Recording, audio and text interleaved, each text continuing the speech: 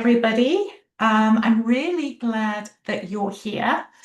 And just give me a thumbs up that you can actually see the screen, that detox isn't a juice, it's just a system reset. Everybody good with that? Just to open up chat, just to see.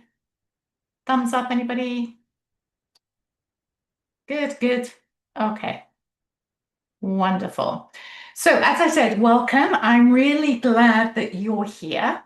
And this is not a juice cleanse class. So if you came in looking for that, this is not it. This is about how your body actually resets itself and why most people never actually experience that reset.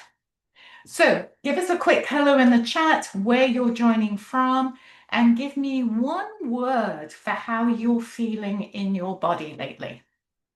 So quick hello, where are you joining from? And one word of how you feel in your body. Lovely. Okay. You bring up chat. Sleepy, Ohio, fatigue, a lot of fatigue. Tis the season to a large extent. Okay. So what we're going to talk about tonight really matters, because if your body doesn't know how to clear things out, it compensates. And compensation is what we feel as things like fatigue, weight gain, brain fog, and inflammation. But before we get into all the fun, the science, some quick ground rules here. This is first off educational. This is not medical advice. I am not asking you to stop taking medications, to stop treatments, to do anything that you're already doing that's working. So this is educational. Obviously, if you're pregnant, if you're breastfeeding, if you're on blood sugar medications, or you have a history of eating disorders, detox and fasting then has to be done with a lot of guidance. I have a lot of people that do have eating disorders who are my clients. I can't put them on a cleanse or a detox. That triggers that whole sort of deprivation aspect. What we're going to talk about tonight is actually about supporting your body and not overriding it. Now, let's talk about the elephant in the room, shall we? And I'm going to say something that might be a little uncomfortable, but it's said with a lot of compassion. If you're waking up feeling tired or foggy or puffy, like you're in cotton wool, or inflamed or just heavy or unmotivated, then something is off. It doesn't mean you're broken, doesn't mean there's anything wrong with you. It means probably your system is just overloaded. So I want you to put a number in the chat. 1 is tired, 2 is bloated,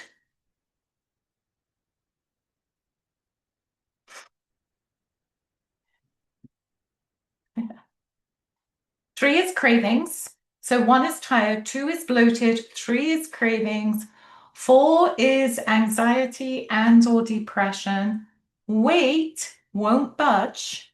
So again, put a number in the chat. 1 is tired. If you're feeling tired, just put a 1 down. If you're feeling bloated, that's 2. You have food cravings, that's 3. If there's any mood change, depression, anxiety, then that's 4. If you've just been in a situation where it doesn't matter what you do, your weight just won't budge, then that's 5. So let's have a look at what I'm seeing. 3, 5, 1. And I chose these for a reason.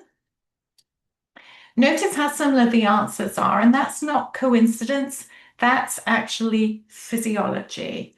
So here's what we're going to sort of unpack tonight. I'm in trouble with this slideshow. Because tonight, what I want to do is I want to leave you with clarity. I want you to understand what detox actually means biologically, because we use that word all over the place. Why weight and energy often get stuck, and how intermittent fasting works. It's not the same for everybody, and when it should work. And one thing that you can do tomorrow that will start your reset. If you walk away smarter about your own body, then this has done its job tonight. So, quick context so you know where I'm coming from. I didn't come to this work because it was trendy. I didn't come because I fell in love with helping people, although I love to do that. I came because I had my own health problems. And if you look at these two photos of me, one was in 2002, the other one was 2022, so not very long ago. Now, there is a difference in the quality of the photos. I'll give you that. The 2022 photo is a professional headshot. But even that, you can still see the difference in those 20 years. In 2002, I was really sick. I had left an abusive marriage with my son, who was about 7. I'd gone to a new state to start going back to school to start everything anew. And as far as I was concerned, I'd left all that stress behind. And that's when I got sick. First off, fatigue. Then I couldn't sleep. Then food sensitivities, then chemical sensitivities. And then it got to the point where there was this risk analysis where if I did the laundry one day, I probably would be out for the count the next day. If I went grocery shopping one day, I probably couldn't cook a meal that night. And it broke my heart when my son would say to me, Mum, let's go play baseball. And I'd have to say, just not tonight, I'm too tired. And I went to doctor after doctor after doctor who ran all the tests, autoimmune diseases, Hashimoto's, Lyme's, um, lupus, every kind of disease there was, including any kind of foreign disease that they thought I might have picked up in my travels. They all came back pretty much negative. This went on actually for a good year. It was difficult to study. It was really tough. And I don't want to sort of go hugely into my story because many of you already know that. But I actually got diagnosed with mercury toxicity. It took 5 years to get all the mercury out of my system, and they use what's called chelation materials, which is often used in chemotherapy, to strip the body of the mercury, both from the tissues of the body and from the brain, where mercury had also gone into my brain because I couldn't think straight either. So this took a long time, and at the end of that time, you saw me at the end in 2002, mercury free, should have been feeling fantastic. I was not. I looked and felt awful. I was still incredibly fatigued. The reason my hair's so short is because I couldn't grow it. It kept falling. So what changed everything wasn't a diagnosis, although it was nice to get a diagnosis. It was understanding how the body clears damage, whether it's physical damage, whether it's emotional damage, the body holds the score. So let's clean up what a detox actually means. And we use detox all over the place, and it's been completely hijacked by marketing companies. It is not a type of juice. It is not a selection of juices. It is not starvation. It's not random supplements either. A detox is just 3 things. First off, we have to lower the incoming toxic load. And that kind of makes sense. If you're going to detox, then why bring in more toxins? Then we have to improve elimination because that is one of the major detoxification pathways. Then we have to support the systems that already detox you. And here's the key insight. Your body already knows how to detox. It does it really well. Your body is incredibly smart, but only if the exits are open. And here's an image that I think will make that absolutely clear for you. Imagine a day in the life of your kitchen sink. You throw the cups in there, the old juices in there, the coffee grounds go in there, bits of stale toast go in there. And if the drain is clear, then there's no problem. If the drain is slow, then everything backs up. So imagine this kitchen sink and it's clogged. And you still throw everything. Imagine what that kitchen sink's going to be like after 3 months. then you understand what a detox can do for your body. Now, in Ayurveda, we call that backup armor. Armor is just a Sanskrit word for metabolic waste. And here's the thing, most people don't have a toxin problem. When people come to me and say, oh, I need to detox because I have too many toxins, 9 times out of 10, it is not a toxin problem. What it is actually is a drainage problem. And that is where weight and fatigue often comes in. We've been taught to think of our body like a bank account. Calories in equal calories out. And even though your body is not a bank account, and we've refuted that for 10 years or so, we still intuitively think, oh, calories in equal calories out. But as I said, your body is not a bank account. You don't deposit and take back out again. It's a chemical signaling system. And when those signals are disrupted, could be hunger, your storage units, energy, all changes. So again, when those signals are disrupted, it's not calories in, calories out, it's all those signals. When those signals don't work properly, then you're going to start feeling symptoms. And your body remembers. It remembers everything that you do. Your body keeps receipts, or your body holds the score. There's a great book with that title. But your body keeps receipts. Receipts like stress, receipts like sleep deprivation, dieting, medications, toxins. All these get added on to those receipts. And if the body doesn't feel safe eliminating all those wastes, it's going to store it, often in fat. And that's why weight loss resistance is not really a willpower issue. I want you to imagine that in your belly is a fire. This is your digestive fire, or in Western terms, your metabolism. We want that fire to be good and strong for each meal, go back down again, be good and strong for the next meal, go back down again. But imagine that fire, and you're putting all these logs on the fire. Here's the log of stress. Here's the log of sleep deprivation. Well, I tried dieting in the new year. Here's the extra medications I've had to go on because I got the flu. Here's toxic overload. And on top of that, you're also putting food in. What happens to that fire at the end of the day? Yeah, you've smothered it. So now you have a little puny fire. This is your digestive fire. And you want that little puny fire to burn through your food. So you have your breakfast and your fire's like, okay, trying to get through this oatmeal, trying to burn it. And it's a bit like putting your oatmeal in a pot and putting it on the gas stove, but then not putting the gas on, or putting it on so low that that fire can't cook it.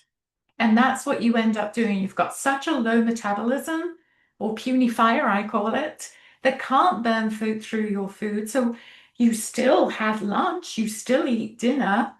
So you're still putting more logs onto that fire. So at the end of the day, what happens to all that undigested food? It becomes toxins. We call it armor. Western science calls it inflammation. Toxins equal inflammation. It's the same thing. So if the body doesn't feel safe eliminating that waste, it's going to store it. And the body says, okay, we have these toxins running around. That's pretty dangerous. I've got to survive. I know we'll store these toxins where they're safe. We'll put them in fat cells. You put weight on and you're like, how can I be putting weight on? Calories in, calories out. I better lower my caloric input, perhaps exercise some more. And your body's like, you can starve, you can exercise until the cows come home, but I am not getting rid of these toxins. And that's why we do a sort of a detox. So weight loss resistance, and that's what I'm talking about, this is how we can put on weight, is not about willpower. You can't willpower your way out of that. And this leads to the biggest detox mistake that I see. The number one detox mistake is mobilizing toxins without having an exit for them. And that's why people often feel really awful on a detox. You shake the trash loose, those toxins in the body, but you don't have any way of taking them out. And this is where that word autophagy comes in. So let's talk, because I love autophagy. This is about the most powerful cleanup system that your body has, and that's intermittent fasting. Intermittent fasting it isn't about restriction, and I'm sure many of you have tried it. It's about giving your body the space to do a cellular cleanup. When you're constantly eating or snacking or grazing, insulin stays high. Cleanup shuts off. That's just what your body does. It can't do both at the same time. So I'm talking about intermittent fasting. So what actually happens then when you fast? And what does it mean? And this is the piece that most detoxes and fasting conversations skip. And it's the why behind everything we've talked about. Your body, hang on, let me admit some other people. Your body has a built-in cleanup system, and that cleanup system is called autophagy. It's a fancy word. It just means cellular cleanup. Actually, the word literally means cellular eating. But what it really sort of comes down to is it comes down to cellular housekeeping. When autophagy is turned on, your body starts breaking down. It starts breaking down damaged cells, dysfunctional mitochondria, old proteins that create inflammation, cellular debris that slows metabolism. This is your body taking out the trash. So again, autophagy gets switched on. How does it get switched on? Through intermittent fasting.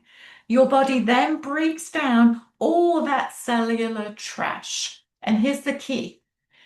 Autophagy cannot happen when insulin is high. It happens when the body senses that there's enough safety and enough space to be able to do it. And that's why intermittent fasting is so powerful. But it does have to be done right for the right people. It gives the body a window to clean house, if you like. And here's where people get into trouble. If you turn on autophagy without supporting detox and elimination, you're going to feel awful. That's where the symptoms come in. Things like headaches, fatigue, irritability, even nausea. That's not healing. That's traffic with no exit ramps.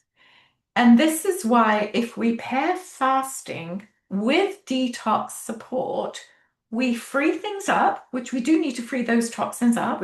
And we also help the body then move them out. And that's what's really important. So when we talk about intermittent fasting, which starts it all off, we don't jump into this aggressively. The best way to start is with a 12-hour overnight fast. Once we've stabilized blood sugar, because remember, nothing happens if blood sugar is not stabilized, then we can gently extend that fast. And this is especially important for women because food matters. If we just fast and there's not enough food in the system, you're going to feel worse. So food is really important. And this slide matters a lot more than it looks. It's not just a pretty picture. Because intermittent fasting only works if your blood sugar is stable when you are eating,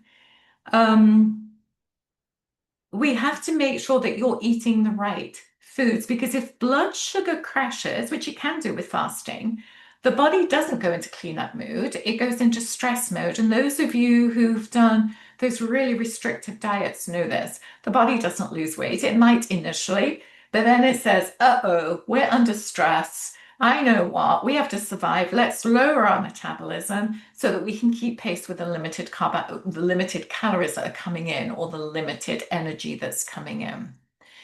So stress actually shuts down fat burning. It shuts down autophagy, which is why it's so important to manage stress. Stress shuts down fat burning, shuts down autophagy, and increases inflammation. So, this is how we eat in a way that supports detoxification and fasting, but doesn't fight it. First off, protein. Protein is non-negotiable. Protein slows digestion, tells your brain, hey, we're safe. If you're fasting and under eating, which many women do, your body thinks there's a famine. If it's under eating protein, we're just talking about protein right now. You're not going to reset in a detox. It's just going to go into fight or flight mode, and you're going to end up feeling worse. So, good examples of protein, you probably already know this: eggs, fish, poultry, clean meats, and legumes, if you have the digestive strength to handle them. All great reasons and easy ways to do protein. Healthy fats. Fat is not the enemy here. We have vilified fats and carbs actually, but fat is really important because what fat does is it triggers satiety hormones that tell your brain that you've eaten. So when you get to the point where I'm not hungry anymore, this is because there's enough fat in your diet that's kicked off that hormonal response that's how some of the GLP-1 medications work. When people say to me, I fast all day, but I'm ravenous at night, then, it's normally that fat's the missing piece. So examples of fat: olive oil, avocado, coconut, ghee. I love ghee. Those of you who have been with me and worked with me know that ghee goes in everything. It goes in my oatmeal, it goes on my veggies, it goes in my soup, it goes on my toast. I even put it on my face. So, I mean, ghee goes everywhere. Yeah, it's a really nice fat to have. Also, remember, fat calms that central nervous system. So if there is stress in your world, you want the tools, use food as medicine to be able to calm down some of that inflammation that's created by stress. Let's talk about not fiber. And this is where detox comes in. Or I should say, this is where detox and fasting intersects. Fiber is how you bind the toxins the autophagy frees up.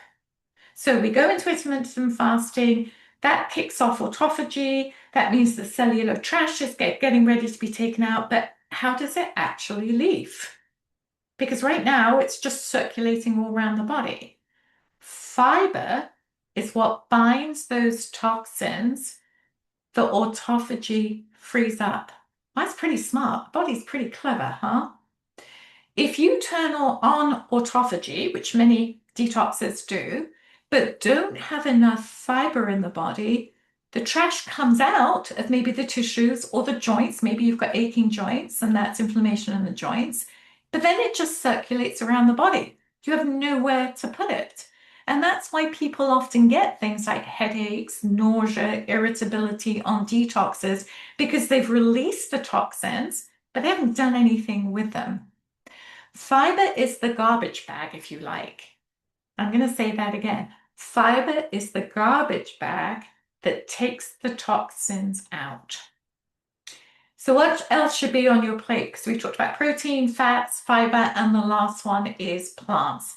Plants provide antioxidants, so important. Antioxidants are what clears free radicals. Free radicals disrupt DNA. So definitely something that we want. Antioxidants neutralize inflammation. So if you have any inflammatory disorder, load up on those antioxidants. Blueberries, anything that's brightly colored tends to be antioxidants. Most vegetables and fruits are antioxidants. So plants provide the very antioxidants that neutralize inflammation while the body is cleaning house. Because while through autophagy, we're getting rid of all that cellular waste. As that cellular waste is being freed up, there will be some inflammation. There's nothing you can do about that. You've just freed up what the body's tried to hide from you in fat cells. So we free that up, and the antioxidants rather will neutralize that inflammation or help neutralize that inflammation while the body is cleaning house. And then your fiber helps remove those toxins out. So this isn't about low carb or high carb diets. We're not even going to get into that. This is about using food as medicine for what it's meant to be used for.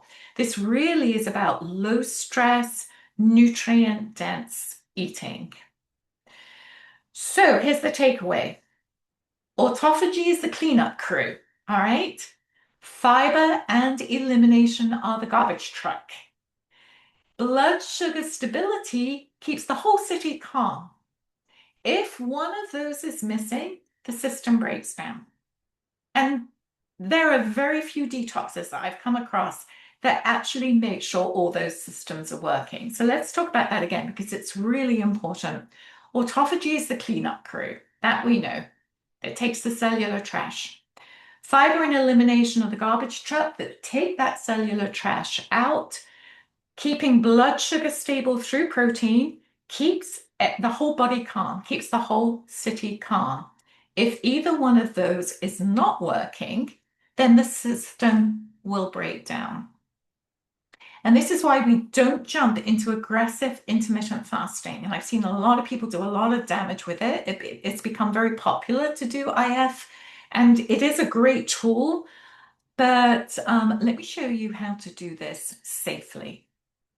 And this is where it all comes together. And this, I think, is the part that most people miss. Detox without fasting can help, for sure. You're detoxing, it's definitely going to help. But it often doesn't change the deeper metabolic patterns. So it's not going to really have any lasting change. You might feel better for a couple of days. Fasting without detox support can backfire because you stir things up, but you don't move them out. So the magic is pairing them together in the right order. So let's look at that order. Step one, we have to lower the incoming load. And this is where food choice matters, not because food is good or food is bad. It really isn't. There should be no foods that you can't do, but because we're reducing what the body has to manage. So for example, if you're drinking a glass of wine every night, it's probably not a good idea to do a detox if you're going to stay with that glass of wine. Not because wine is bad. I love my glass of wine too. But if you're detoxing, it's probably not the best thing to have alcohol.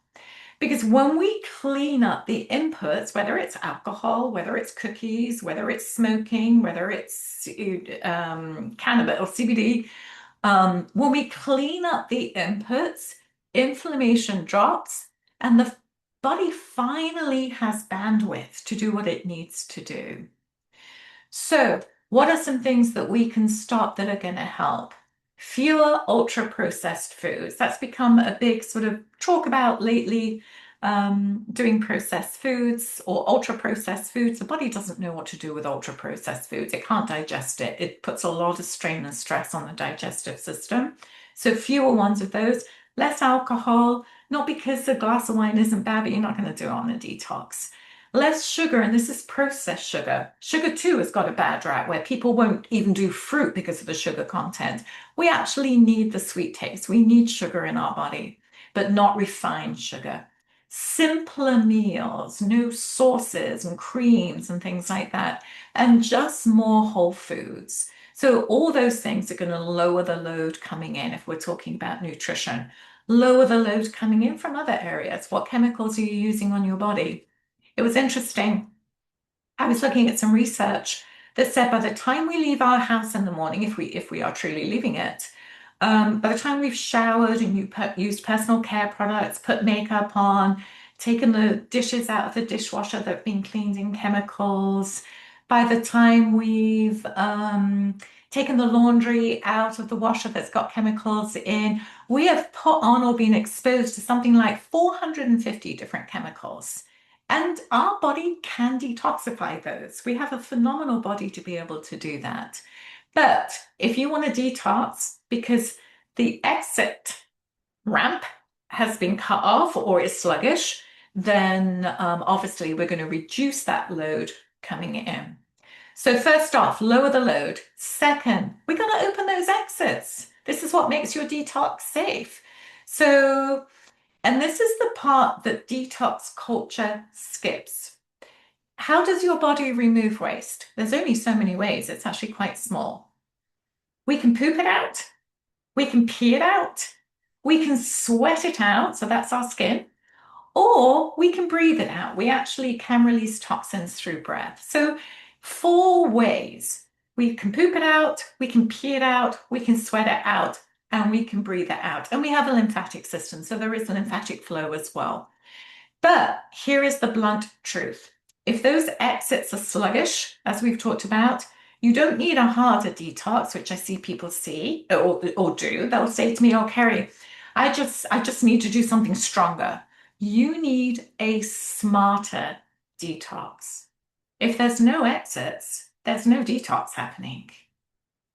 That makes sense.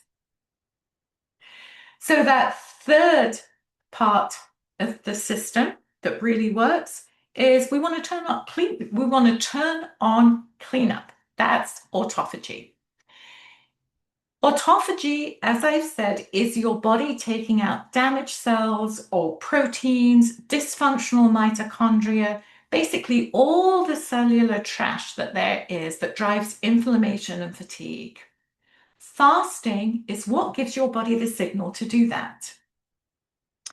So fasting turns on cleanup.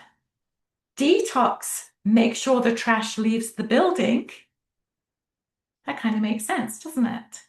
Fasting turns on the cleanup. So that's why fasting is important if it's done right, but it has to be supported. Detox then makes sure all that cellular trash leaves the building.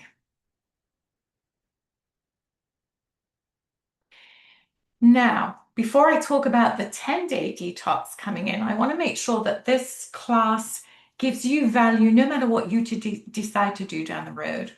So here's what you can do starting tomorrow, even if you don't join us on the 10-day detox. First, stop eating 3 hours before bed. This alone improves sleep, insulin sensitivity, and overnight cleanup. So 3 hours before bed. So if you're going to bed at 9, you're not eating after 6. If you go to bed at 10, you're not eating after 7. This is really important. You have to have enough time to digest the food that you're eating. Second, we're going to aim for a 12-hour overnight fast. Dinner at 7, breakfast at 7. That's it. No heroics. It's as simple as that. Close down that kitchen after 7. We're not snacking for a handful of nuts or a handful of M&Ms or some cookies or a glass of wine. We just close the kitchen down and saying, I need to give my body rest to be able to fast. It won't feel too much like a fast from 7 o'clock at night to 7 o'clock in the morning, but your body is fasting. And this is not about restriction. It's about giving your body a clean window to switch into repair mode, if you like. If you go into this with the mindset of, oh my God, I really want those cookies and I'm used to my M&Ms and I don't think I can do this, we suddenly start focusing on all the deprivation, the restriction. But if we change that mindset and say, this isn't about restriction, this is about giving my body the ability to be able to detoxify tonight. And third, when you eat, eat by the plate. Remember, that's protein, healthy fats, fiber, and plants. Get all of that on your plate. That will allow that insulin level to stabilize. The fasting will allow the autophagy to happen. The fiber helps bring the trash out. Everything's working fine. Now, if you only do these 3 things, people, or what you'll probably notice, less bloating, fewer cravings, more stable energy, brighter skin, better mood, more focus. Just by doing these 3 things. That's a pretty good deal. And that's what respecting your physiology actually looks like. Now, imagine doing this with guidance, with support instead of guessing. And that's why we created the 10-day detox. Not as a cleanse. In fact, we don't cleanse in the winter. This is not cleanse time. This is not a cleanse. There is a difference between a detox and a cleanse. In Ayurveda, we cleanse traditionally in spring and fall. It's a month-long process. This is a detox.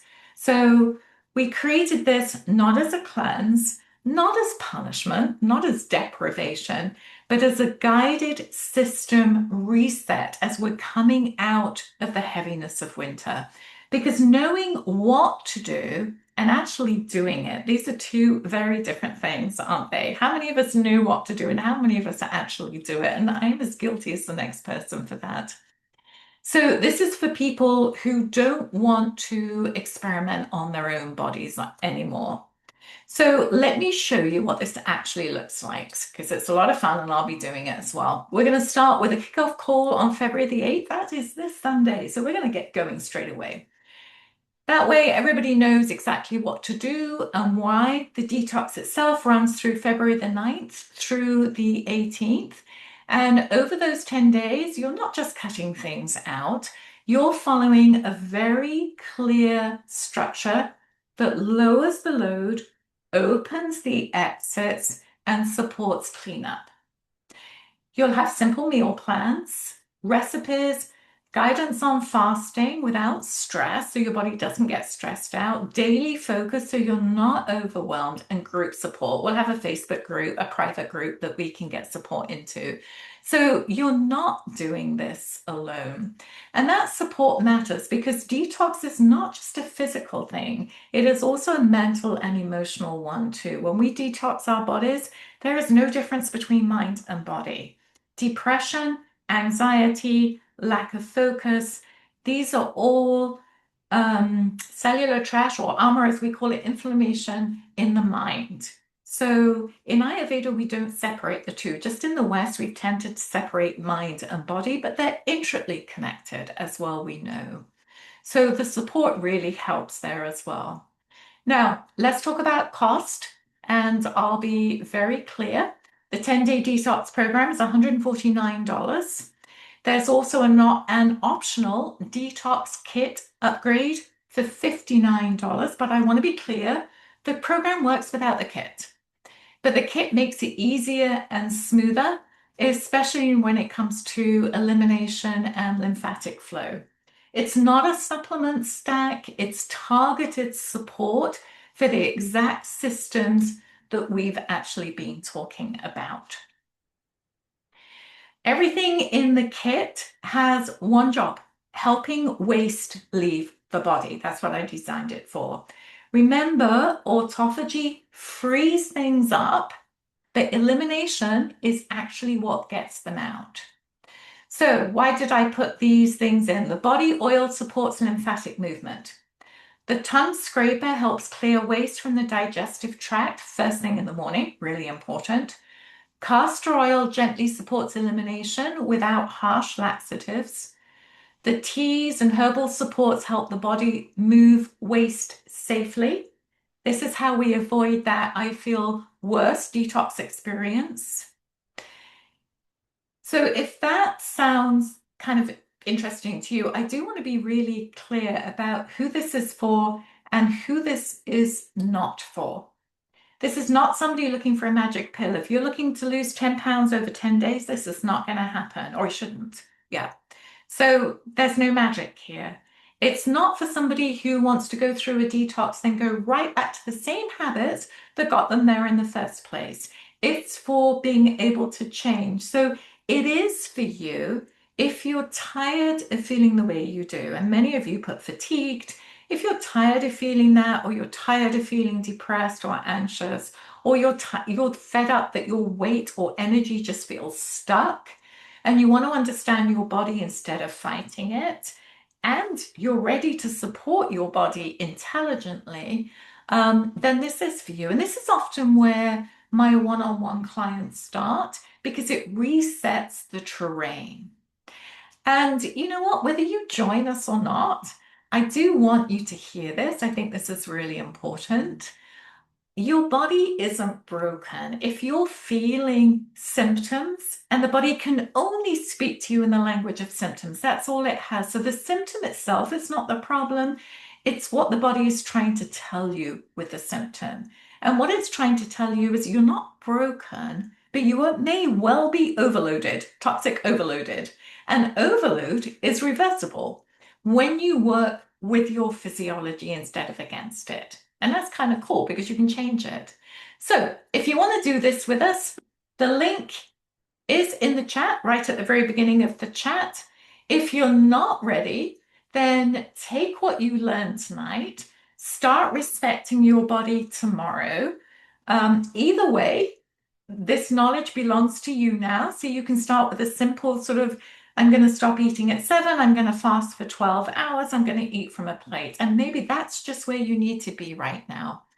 I would love to guide you through the 10-day detox. If not, I'm really glad you were here. And I want to finish here with some Q&As. I'm going to stay around for about 10 minutes. I'll stop sharing and just sort of talk and answer any questions, especially around fasting, especially around detox safety, or even whether this is right for you. If you already know you're in, the registration link is already in the chat. I'll drop it back in the chat again in a minute. You will also get an email if my system's working, because, you know, technology doesn't always. That has a registration link there too, so you'll get that tonight. Feel free to grab your spot then while I answer any questions that you have. So you can unmute yourself if you have any questions. That was a lot of information I gave you. Did it kind of make sense? Yeah, Ashley says yes, because I can see Ashley. Anna, I think, fell on the floor. Can't see her anymore. Hello, Carrie. I have a question. How are you, love? I'm doing pretty good. It's cold up here, but it's good. It's cold down here in South Carolina too, just not as cold as where you are. Yes. Right. I am a mom, and my friends have actually got snow in North Carolina, so they're like, "Oh my gosh," they're sick of it now. But anyway, my question is: if we stop eating dinner at 7, is it okay to still be drinking water if you get Yes. thirsty, or do Yes. you do okay? And what about tea, like herbal tea? You can have like a herbal tea that won't interfere with the insulin, because what we're trying to do here is make sure that there's that fast. So if you were to graze through the night, that keeps that insulin high and then autophagy won't happen. But you can have a herbal tea which should not interfere with autophagy. As long as I don't put sugar or milk in it, Yes. probably. Right. Yes, those will have an effect. Yes, Okay. absolutely. And my other question has to do with the insulin. How do you know if your insulin's, gonna, I don't know the question. How do you know if it's gonna be a problem or not? Because I don't, because I do eat sugar. I've been trying just to eat raw cane sugar, but sometimes we have processed food. So how do you know if your insulin's gonna be